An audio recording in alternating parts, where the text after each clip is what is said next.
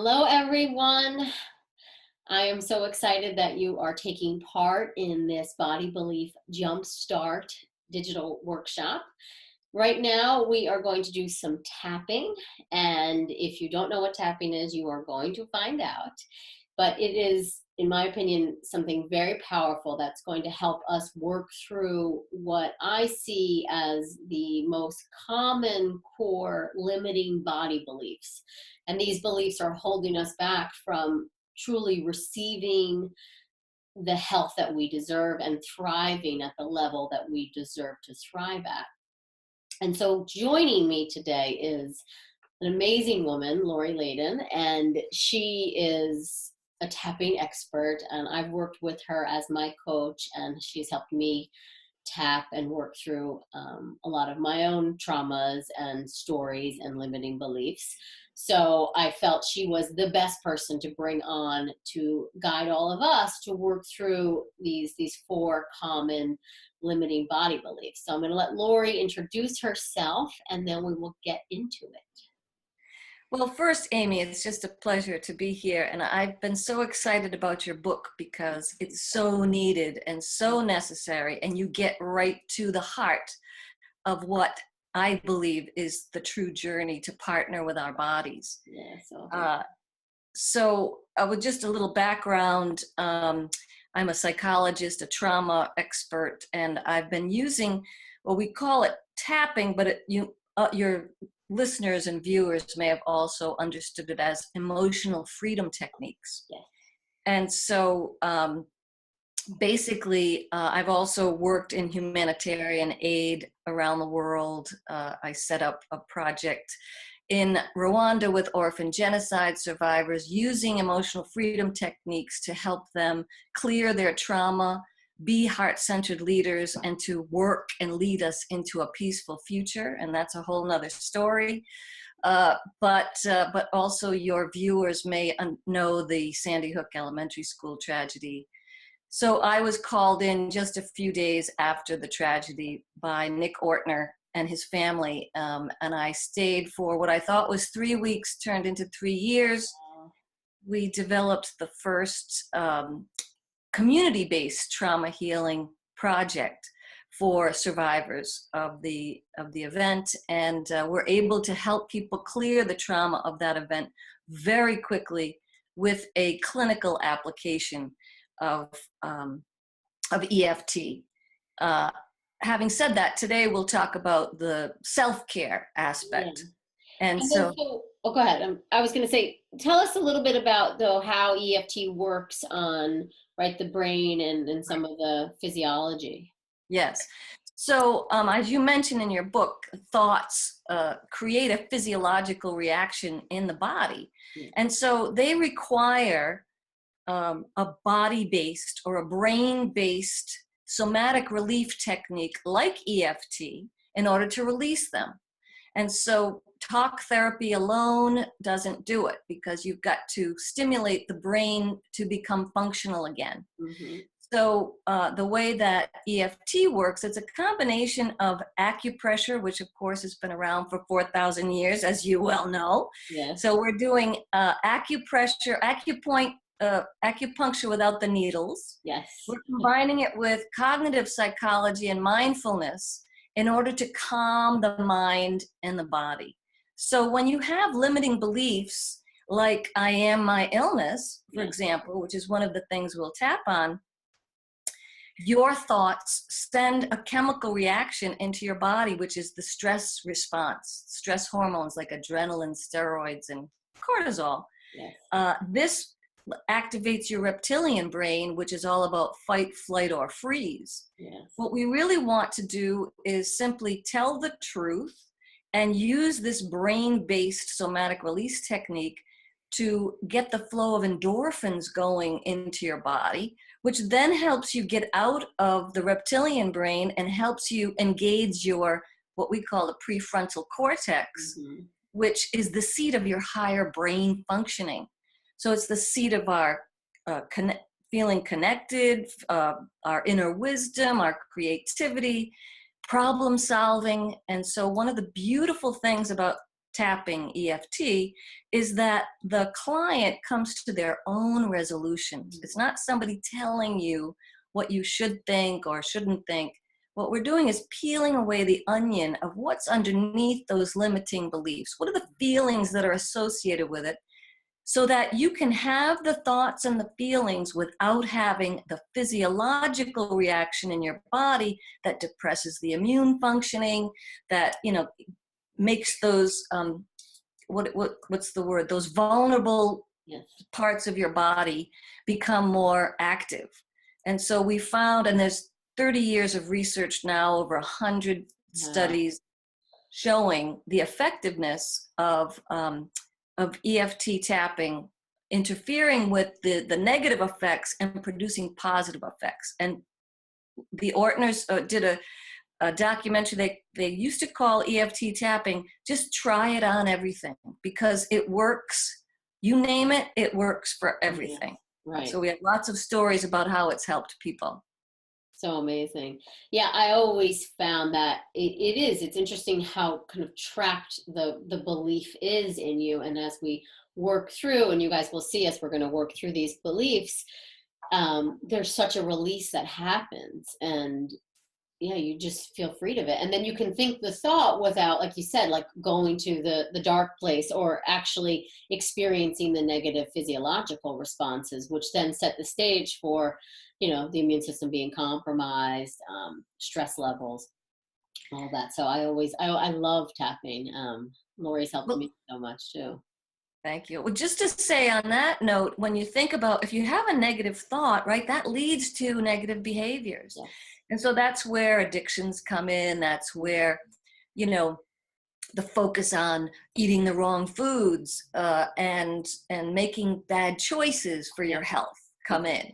Exactly. So we're interrupting that cycle. Which is, and we talk about that in the book a lot, about our thoughts dictate our behavior and our behavior dictates our health. And so that was really why I wanted to bring you on and do the tapping, because I feel like it is such a valuable tool to help us begin to rewire or retrain and renew our beliefs, and then choose another way, right? And that's kind of the biggest thing. It slows us down, and in the reconnection, we can actually start to hear our thoughts.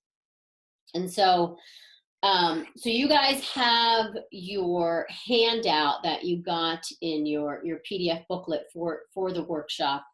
And so I want you to be using that, and I want you to take notes. So you're going to see, Lori and I are going to go through the 4 most common limiting body beliefs. And she's going to ask me some questions about, like, how does that belief make me feel? How does that thought feel in my body? And I'm going to answer because, like you, I've been here before, and I've, worked through a lot of this, and I see it all clinically. So I feel like I have a good understanding of the feelings, both personally and broadly what I see my clients come in with.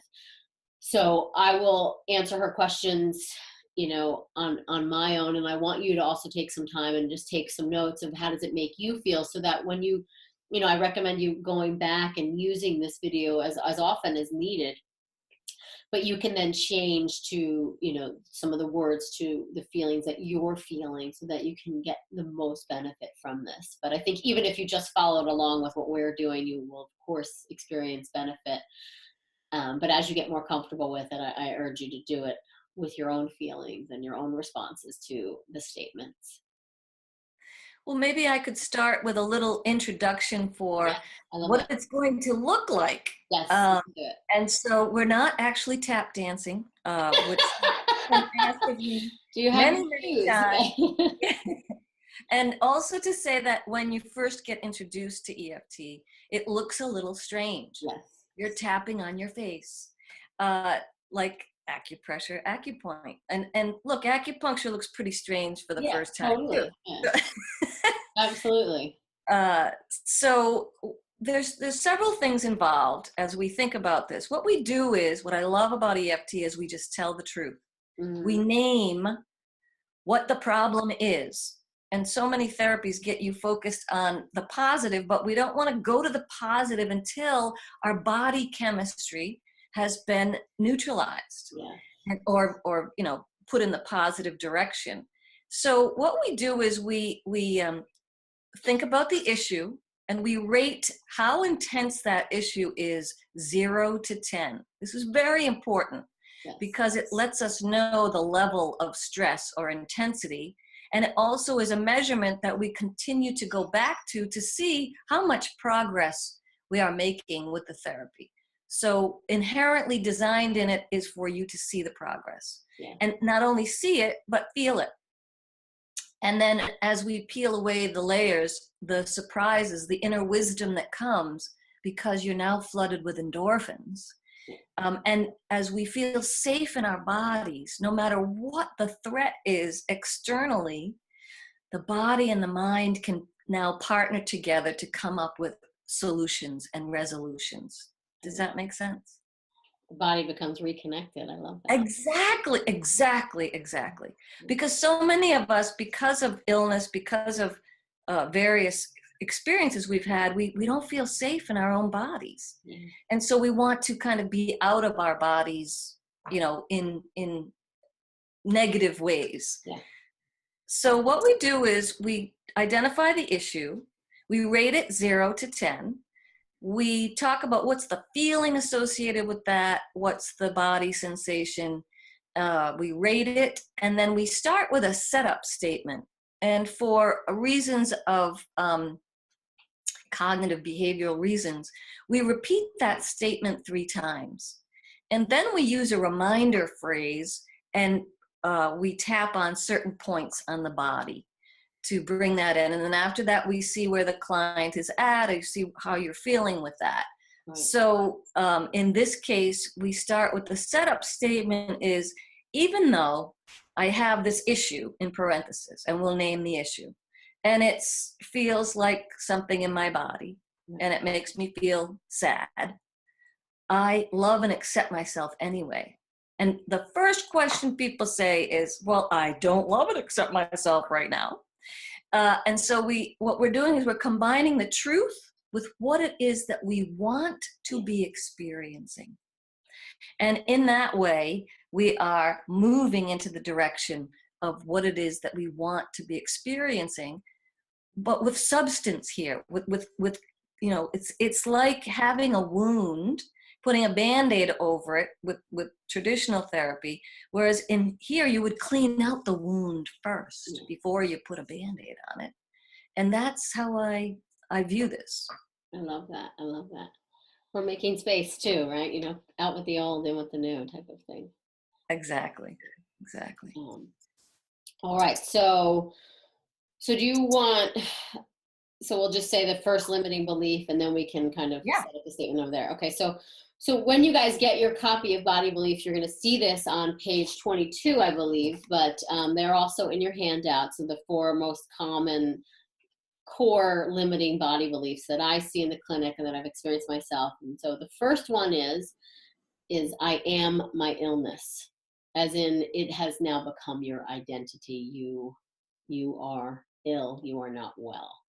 And that is something that I see many people hold on to. And even I've been there before, where even this little bit of a head cold I'm dealing with, right? It took me over. I became my illness this week. It happens. Yes. Okay, so let's start with that. Go ahead. Yeah, so I would invite people. So the first place we tap is here on the side of the hand.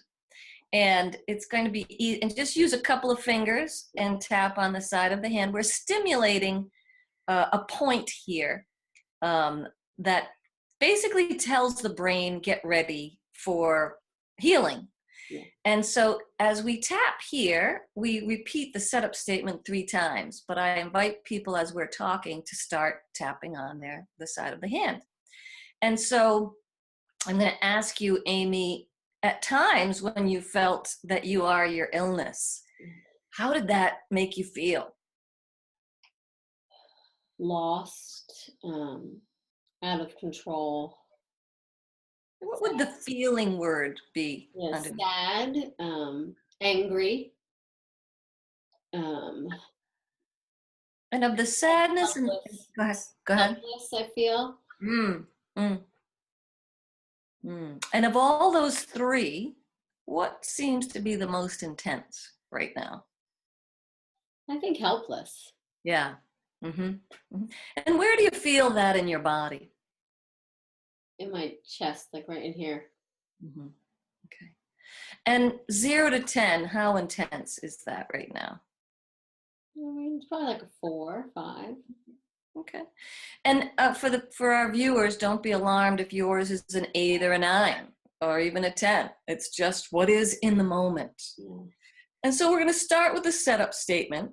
So even though Even though I feel helpless I feel helpless when I think that I am my illness when I think that I am my own illness and it's living in my body, and it's living in my body, it's about a 4. about a 4. And I love and accept myself anyway. I love and accept myself anyway. Deep breath.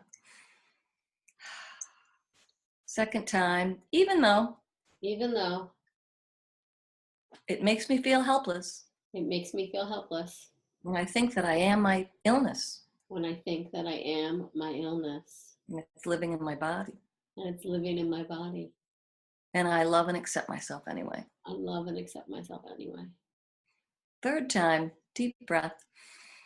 Even though Even though it makes me feel helpless it makes me feel helpless when I think that I am my illness when I think that I am my illness and it's living in my body.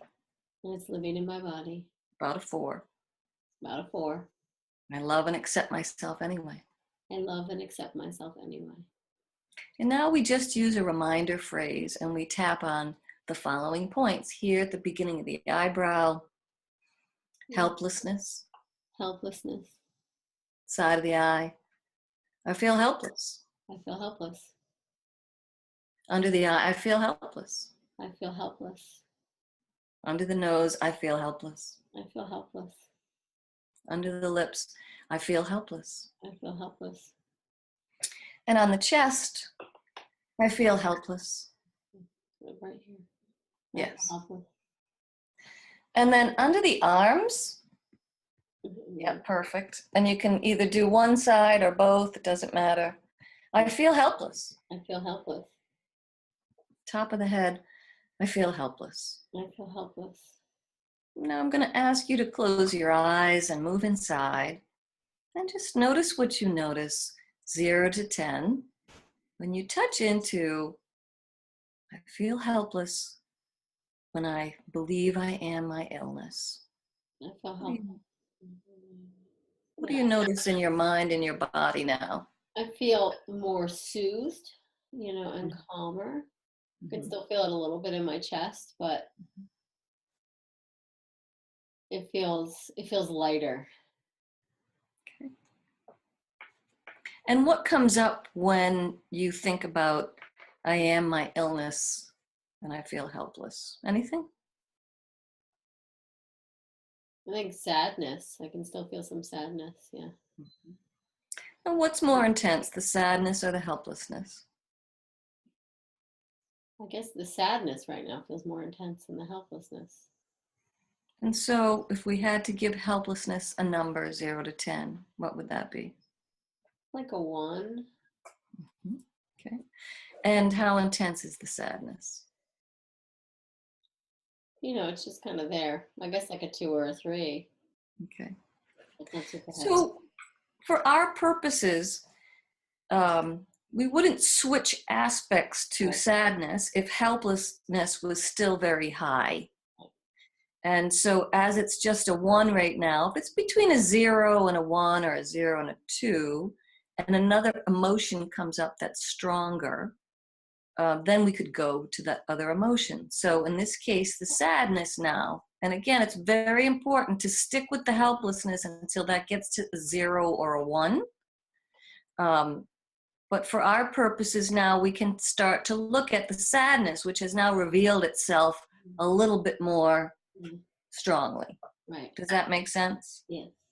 Okay, perfect. So again, it seems very pedantic to just go back to that setup statement, but you'll see how it works. So now our setup statement is, even though I have the sadness I have the sadness when I think I am my illness. when I think I am my illness. And where do you feel that in your body? more here this time. Mhm. Okay. Very important to identify that in your body. And it's living in my throat, Living in my throat. about a 2. About a 2. And I love and accept myself anyway, And I love and accept myself anyway. even though Even though I have this sadness, I have this sadness. when I think that I am my illness, When I think that I am my illness. and it's living in my body, It's living in my body. about a 2. About a 2. And I love and accept myself anyway. I love and accept myself anyway. 3rd time, even though Even though I have this sadness, I have this sadness. when I think about being my illness, When I think about being my illness. and it's living in my throat, It's living in my throat. about a 2. About a 2. And I love and accept myself anyway. I love and accept myself anyway. And now we go to the reminder phrase on the various points, beginning of the eyebrow, all the sadness, All the sadness. side of the eye, the sadness, Sadness. under the eye, the sadness, The sadness. under the nose, the sadness, The sadness. under the lips, the sadness, Sadness. on the chest, the sadness, Sadness. under the arms, the sadness, The sadness. on top of the head, the sadness. The sadness. And again, I'm going to invite you to close your eyes and move inside. And just notice what you notice, 0 to 10, when you touch into the sadness. What are you aware of in your mind and your body? It almost feels silly to have the sadness now, It's like it feels lifted. And 0 to 10, Yeah, it feels low. I would say it's like a 0 or a 1. okay. And what comes up now when you think, I am my illness? I can hear myself saying, I am not. Mm-hmm. I'm not my illness. And So that this is like, it feels like, well, this is just a passing moment. It doesn't have to define me. mm-hmm. Okay. And let's just put your hands on your heart for a moment and let's just touch into what's possible from this place where you feel lighter in your body and the helplessness and the sadness is relieved a little bit.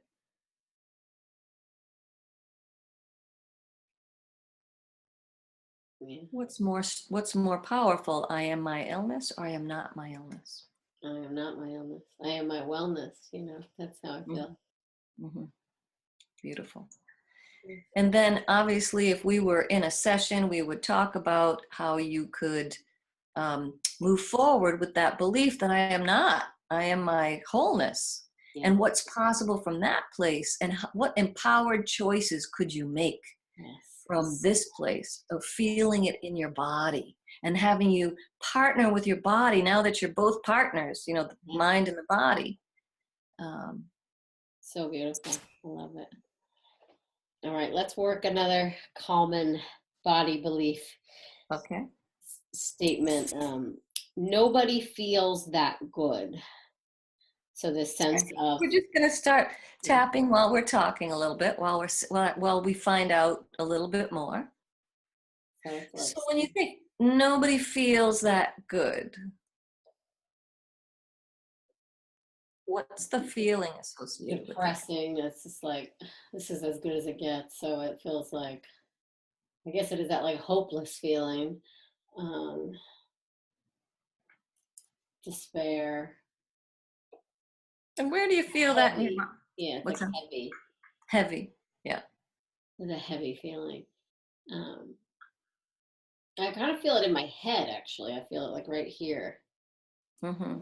And how intense is that, 0 to 10? It's like a 4, Mm-hmm. 5. And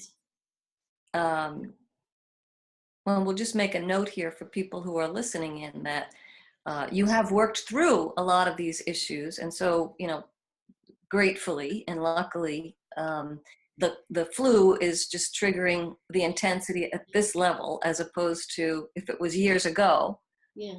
it might have been. A much higher intensity for certain. And I could do that. I could reflect back too, because I can remember when some major health issues, and it was, I mean, there are days where I didn't want to leave the house, and yeah, it just felt, it was so depressing. It was so heavy, so sad. And it was a 10 for certain then. Mm-hmm. And I used unhealthy coping mechanisms for certain as well, to try to numb out and not think about it, Right. then just worsen the condition. Right. Right. So of those hopeless, despair, which feels the most accurate for you? What's the most intense? Despair. Mhm. And what number would you give that? I mean, if I can get back into my old self too, it's like an 8 or a 9. We can go back there. Um, These well, let's are- just deal with what is in the moment. Yeah, what is in the moment? It's like a 4 or a 5. Okay. Um, So, and where is that in your body? You said your head. yeah. Yeah. Right. So, even though Even though I feel this despair, I feel this despair, I think nobody feels that good. and I think nobody feels that good. And it's living in my head. It's living in my head. And we'll use a different ending this time. I deeply and completely love and accept myself. I deeply and completely love and accept myself, Even though even though I feel this despair I feel this despair living in my head. living in my head. It's about a 4. About a 4. And I deeply and completely love and accept myself. And I deeply and completely love and accept myself, Third time, even though even though I feel this despair. I feel this despair. When I think no one feels that good. When I think no one feels that good. And it's living in my head. It's living in my head. And I deeply and completely love and accept myself. I deeply and completely love and accept myself. And now we're going to use that reminder phrase again. This despair. This despair. Side of the eye, this despair. This despair. Great. It's very good to breathe as we're doing this. Under the eye, this despair. This despair. Under the nose, this despair. This despair. Under the lips, this despair. This despair. On the chest, this despair. This despair. Under the arms, this despair. This despair. Top of the head, this despair. This despair. I'm going to ask you to close your eyes and take a deep breath, move inside, and just notice what you notice, 0 to 10, in your mind and your body, when you touch into the despair of nobody feels that good. What are you aware of now? Yeah, I feel my head feels open right now. It feels like lifted. And I have that same sense of like I want to, in a kind way, like laugh at myself and say, you're taking this way too seriously almost, and obviously I know there's a lot of serious health conditions, so I'm not undermining that, but just this sense of um, it doesn't need to be all this heavy all the time. There's so many wonderful things in life. So I feel this a clarity, I think, is a good way to look at it, like a sense of I can see it differently. Beautiful. And 0 to 10, then, how intense is this despair? Yeah, it's pretty much gone. Mm-hmm. If you had to give it a number. 0.5. Yeah. And so, we would see if we could bring it down to a 0. Yes. But when you think about what's possible from this place, Yeah. thinking about the despair of nobody feels that good. I could never feel that good. Right. What's Yeah, possible now? there's so much more possible. It just, you feel freer. You don't feel so beholden, Mhm. or I don't feel so beholden, I should say, um, Beholding to. to the illness or to Ah. the despair. That it it feels like something I'm looking at that's separate versus within. Mhm. Mhm. Mhm. Yeah. Beautiful. And I And think what that's else? something important to mention here too, is that it's not always about achieving that zero, right? It's just about seeing the changes and the improvements, even if it goes from an 8 to a 4, right? That what's possible from here, and then maybe eventually you'll get back down to the zero.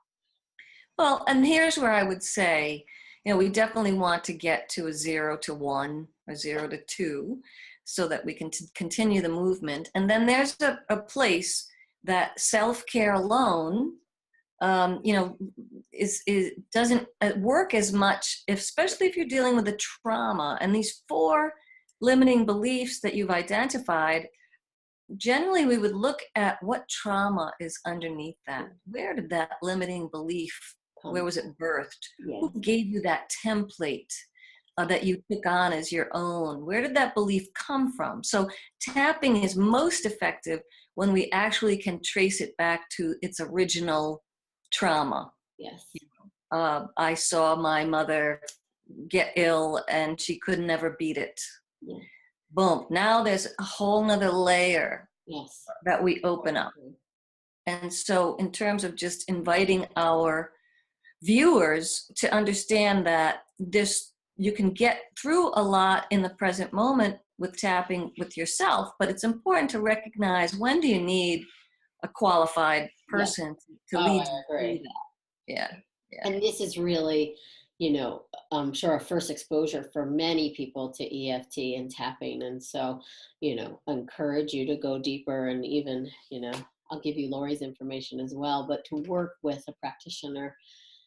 And then also, like you said in the beginning, to also bring honesty to this. So even, I'm sure just watching this and working through it with us, things are coming up for you, and to Mhm. note that and continue to, process that. And this workshop, along with the rest of the digital workshop, but also accompanied with the book, is going to give you a lot of tools to help you process these beliefs. And I think this is such a great avenue to get in and to begin that reconnection, where you're really beginning to hear the conversation, and how much your beliefs are impacting your life and everyday decisions. Beautiful. So normally we would, again, if it was at an 8 or a 9, and I really want to be realistic here, Yes. um, and this is a demonstration, but if it was at an 8, we would just continue to do those rounds. Mm. And if there was a place where the person, got stuck, I mean, that's a good I notion of that you might need some coaching on that. If you Yes. find yourself staying very agitated about it, it doesn't mean you're doing anything wrong. It just means that we need to be a little bit of a better detective, and we need to use uh, probably some clinical applications as opposed to self-care. Yes. So just a note, many people, it looks really simple. I mean, that's all I have to say, Yeah. but you've got to give it the depth of practice, Yeah. and you have to bring yourself present And to it. show up for it, for certain. Yes. So a lot of people just say, oh, I tapped on my face and nothing happened. um, so the breathing is so important. Good guidance is important. Being self-aware and just allowing the process to work with you and for you. Yeah. Okay.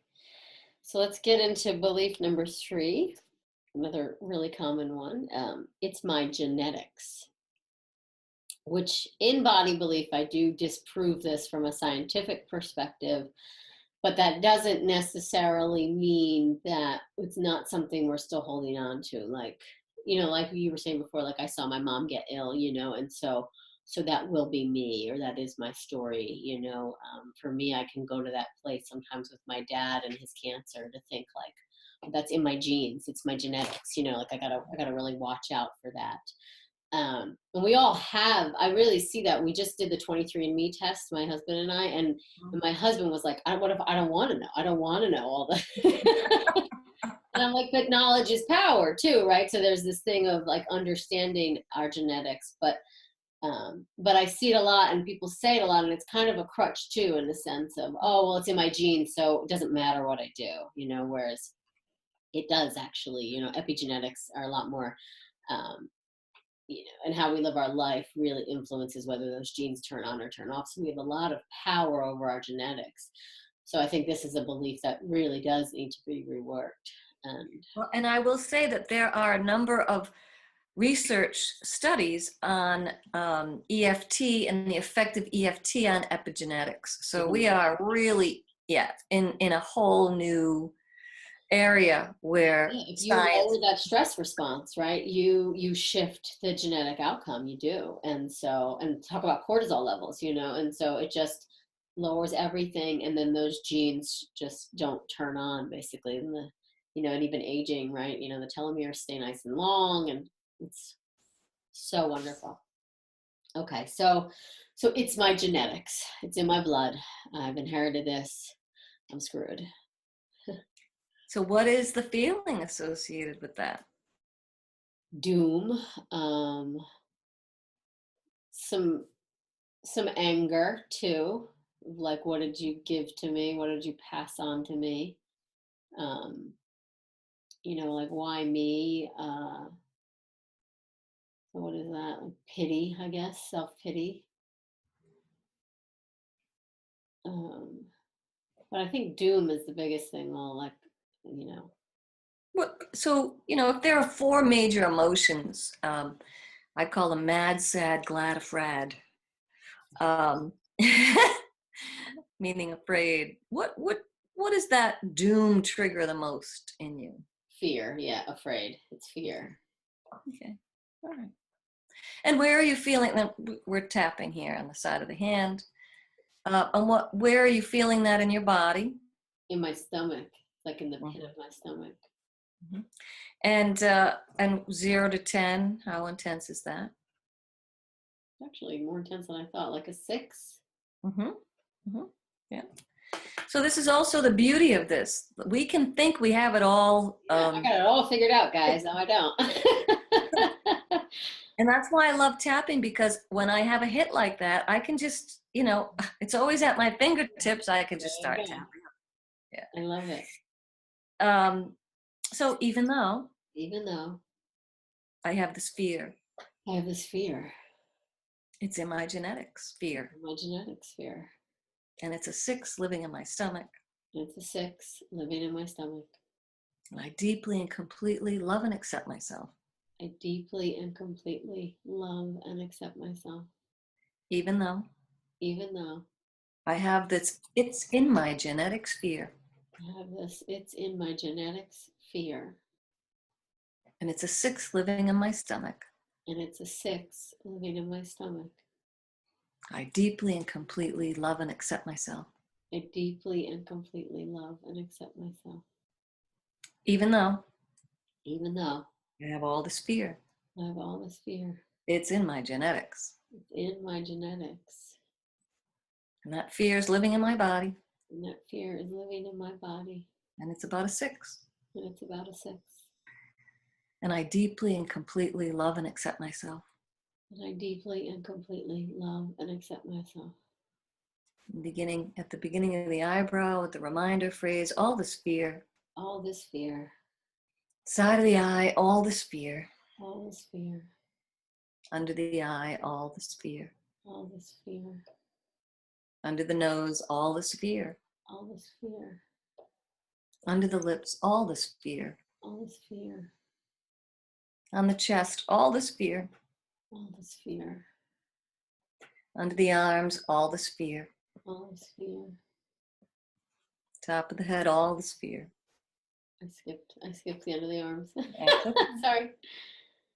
We don't have to be perfect. That's another workshop.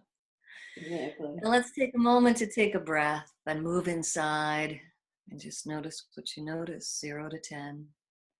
All this fear. It's in my genetics. Yeah, it feels like it's moved up here now, and it's Okay. more like underneath that fear is like a sadness of, oh no, almost like why me? Like it's like a feeling sorry for myself kind of sadness. Mm-hmm. And so when you touch into that fear, how intense is that right now? Maybe like a three, a three, And how intense is the sadness? three or a four. It's, yeah, I Mhm. think it's more than the fear. Mhm. And, here's a choice point that we make. And here's where I would say we will continue with the fear. So we make a note that yes, there's sadness underneath that, but Mm. the fear is still pretty activated. And, fear that it's in my genetics. I would make a point to stick with that and Yeah, then move to the sadness. right. So let's keep tapping on the fear, even though Even though I still have some fear, I still have some fear, but it's in my genetics. like in my genetics, And it's a 3, and it's a three. and it's moved up to where your chest? Yeah, it's in my It's living in chest. my body, in my chest. And I deeply and completely love and accept myself, And I deeply and completely love and accept myself, even though even though I still have some of this fear, I still have some of this fear. but it's in my genetics. It's in my genetics. And that fear is living in my chest. And that fear is living in my chest. And I deeply and completely love and accept myself. And I deeply and completely love and accept myself. Beginning of the eyebrow, still have some fear. I still have some fear. Side of the eye, still have some fear. I still have some fear. Under the eye, I still have some fear. I still have some fear. It's in my genetics. It's in my genetics. I still have some fear. I still have some fear. I still have some fear. I still have some fear. I still have some fear. I still have some fear. I still have some fear. I still have some fear. Let's take a moment to breathe into that. Notice what you notice in your mind and your body. 0 to 10. Still have some fear. No, it's much less now. It's like a one, if not lower. Mm-hmm. And what are you aware of in your body? Like a sense of strength or control. Like there's like it feels open in here. And in my head, it's like I keep hearing, you have so much power over this. That over the situation. Mm-hmm. You have more power than you believe. That's kind of what I keep hearing. And what's possible from this place? Uh, to tell a different story, I suppose, is what feels right. And when you tell a different story, what happens in your body, what happens in your mind and your choices? Everything, right? Everything shifts. You then see the possibilities, but telling a different story, yeah, then allows it to unfold differently, and for me to choose, continue to choose the right ways to support myself on every level, like mentally, emotionally, physically, nutritionally. When you're believing you don't have any power over it, then I call it the F it attitude, as in FUCK. I was, I was just going to say, it's like, It's just yeah, like, well, what's the point? It doesn't matter. I'm screwed anyway, right? They gave me these genes, and now it feels like, it's I'm almost seeing Wizard of Oz, like when she, honey, you've had the power all along, in that sense, like that's kind of the feeling now. beautiful, Yeah, beautiful. and that's So, I mean, if we had the time, yes, we would then move to the sadness. right. And then in the same way, we would tap that sadness down to a 0 or 1.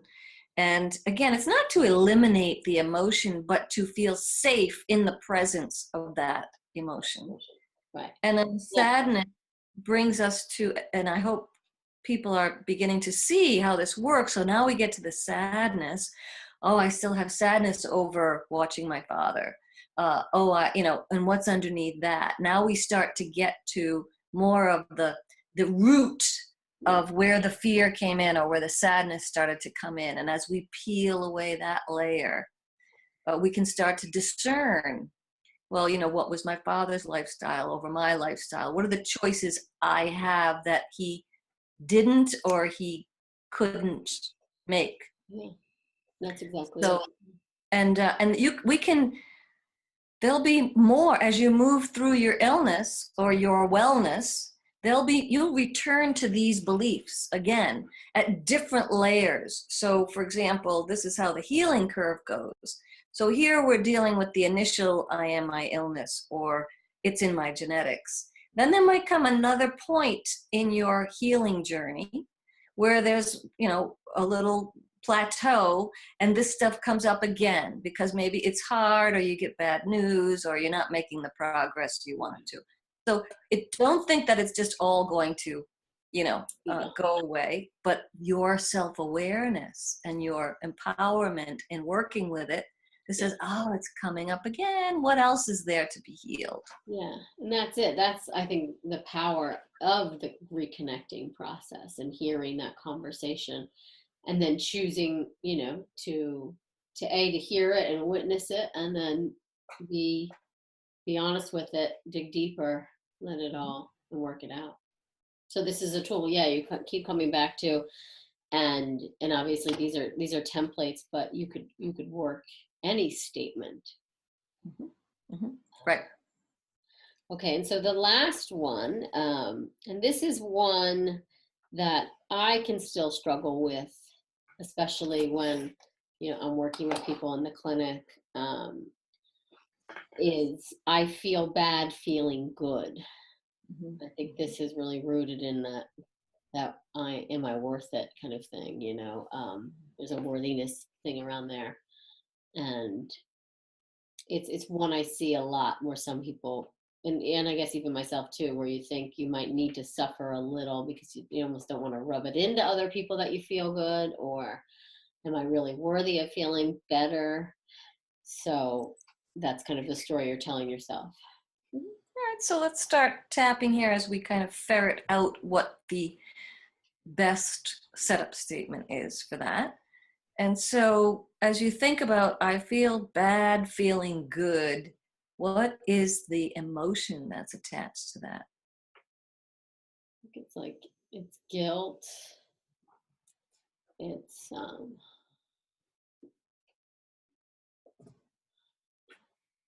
I want to say laziness. I don't know why that's coming up, but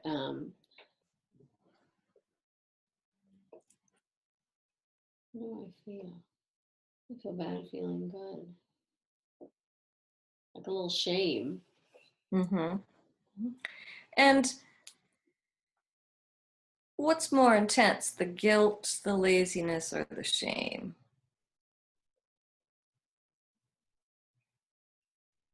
I guess it's shame. And how intense is that, 0 to 10? 5. Mm-hmm. And where is that in your body? It's in the stomach again. Mm-hmm. Okay. And so, even though I feel the shame I feel this shame about feeling good when others feel bad, about feeling good when others feel bad. and it's living in my stomach, It's living in my stomach. about a 5. About a 5. And I deeply and completely love and accept myself, I deeply and completely love and accept myself, even though even though I have the shame I have this shame about feeling good when others feel bad. about feeling good when others feel bad. And it's a 5 living in my stomach. It's a 5 living in my stomach. And I deeply and completely love and accept myself, And I deeply and completely love and accept myself, Third time, even though even though I have this shame I have this shame about feeling good when others are feeling bad. about feeling good when others are feeling bad. And it's a 5 living in my stomach. And it's a 5 living in my stomach. And I deeply and completely love and accept myself. I deeply and completely love and accept myself. Now for the reminder phrase, all the shame, All the shame, beginning of the eyebrow, side of the eyebrow, all the shame, all the shame, under the eye, all the shame, all the shame,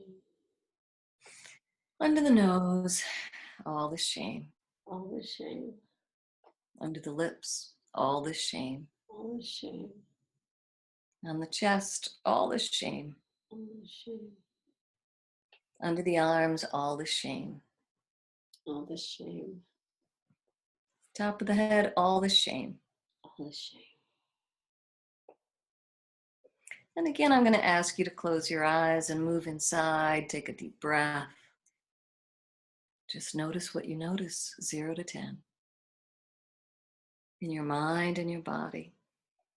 When you touch into the shame of feeling good when others feel bad.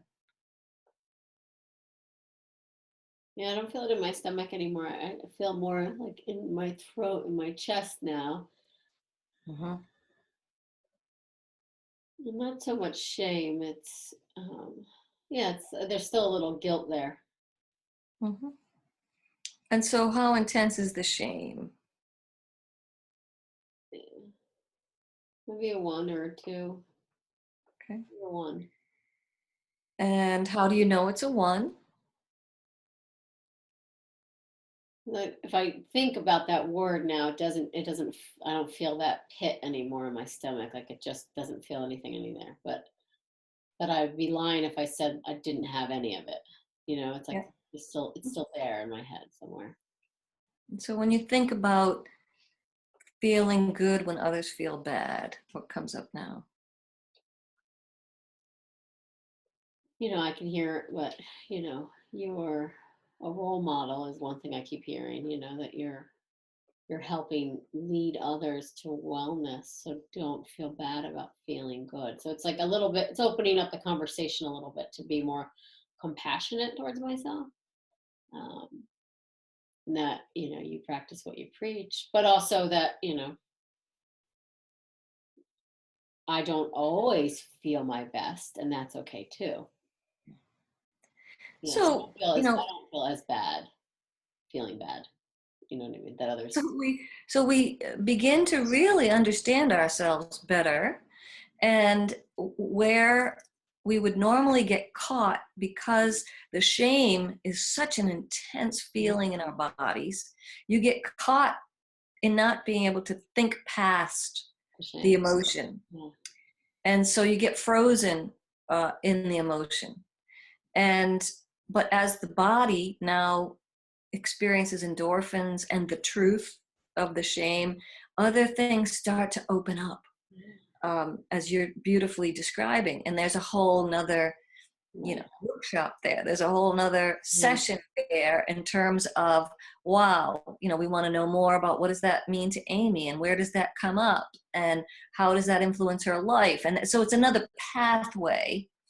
And then we strengthen when that thought is coming from your heart or your head, meaning if it's coming from your inner wisdom, Yeah.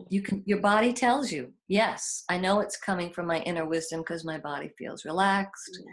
and I'm not, my body isn't tense. Right. And But that's it's a it. Yeah, you can hear that conversation now more clearly of, you know, what the possibilities are, what you're worthy of, and what you're right. disallowing versus what you're allowing. It's almost like, yeah, you can. And I think too, saying the word out loud, saying the word shame or saying guilt, like admitting it almost Yeah, frees it up a little bit, right? You're right, witnessing it. right. And then that, Because normally we'd say, okay, we're in the healing profession. So do we really want to admit that we feel shame or guilt or anger? oh, Often no. And yet it's like I'm going, like, I love tapping because I'm going there. I'm just saying what's true. And then instead of, like getting stuck to it, Yeah, it frees quickly so you can move on to what else you need. yeah, that's it. And And here, so we would, hear another truth in there, right? It's almost like peeling back the layers of the onion. Like there's something underneath it. It's beautiful. I love it. so here again, and I don't know how much time we have, but here again, we would follow the path. I might want to figure out if guilt and shame for you are the same thing or are they Yeah, different. distinct. I would ask certain questions, okay, what's left of the shame or what's left of the guilt? And again, we would tap that down to see what reveals itself. Yeah, I like that. And again, the three aspects, I mean, I'm sorry, not aspects. Um, the three components are the setup statement and keeping it simple and direct. Uh, what is the feeling? Hmm.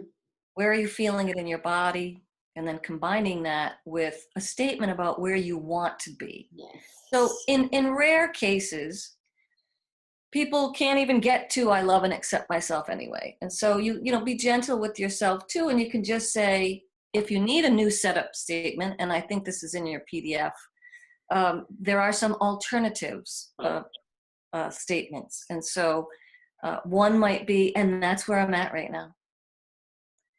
Now, again, we want to really push it to what we want to be experiencing. Yeah.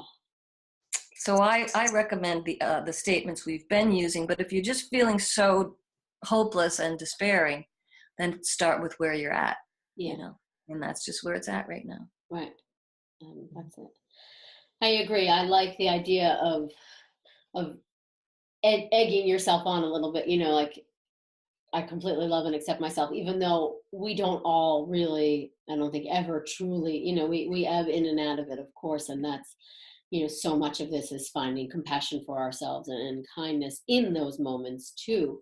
Um, but I agree with you that I think that's the right statement because I think it's also really healthy for your cells in your body to hear that statement even if you don't 100% own it, it's okay. But to just kind of, it's very nourishing, I think, to say that, especially out loud and of yourself.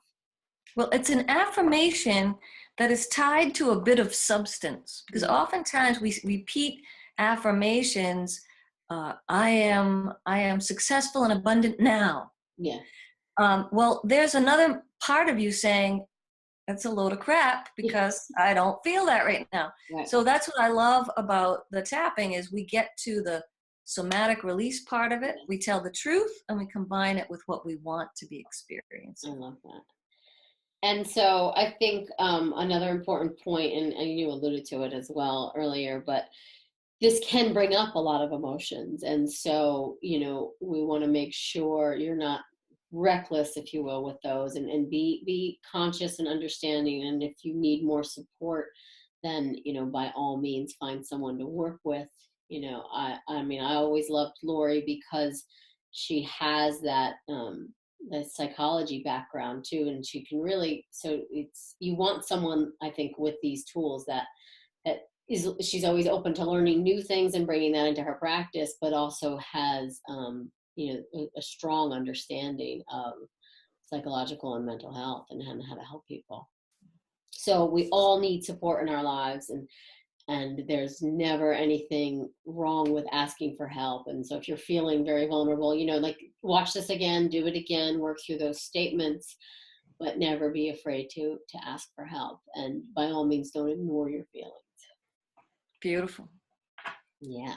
So I think this was great, Lori. Thank you so Oh, I'm so excited. I'm so excited for those who will read your book and much. have this like really a Bible, a clear pathway that makes it's really what you're talking about is the mind, body, spirit connection. That's it.